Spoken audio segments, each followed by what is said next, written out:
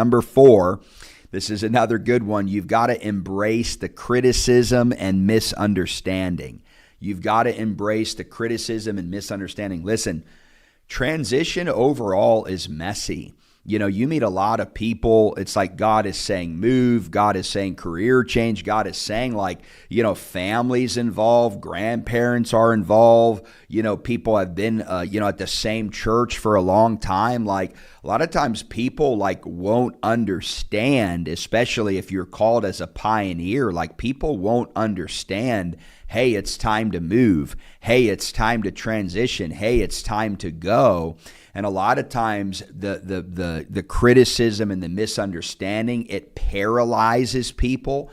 It's like getting stung by a wasp or like a hornet or something, but people, they freeze up.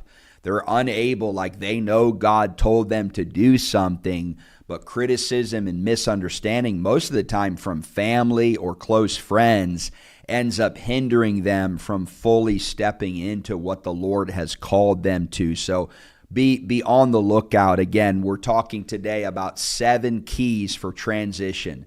I really feel in my heart that a lot of people are stepping into their new, they're stepping into their next, and God is releasing keys to help us shift into what He's promised to us. So number 1, we've got to cast out those perverted thoughts, those thoughts of wanting to go back to that former season. We've got to take captive every thought, make it obedient to Jesus. Number 2, we've got to recognize our need for endurance.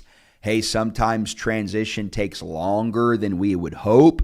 I want to encourage you to keep holding on to the Lord. Number 3, don't settle for Ishmaels. Again, sometimes God will bless those temporary things, and it's a trap away from holding on to those Isaacs, those true things that God has given us. Number 4, we've got to embrace the criticism, the misunderstanding that can come because of, friends and family. Sometimes people, they love us. They don't want to see us go, so they try to oppose the will of God for our lives, which can be very dangerous.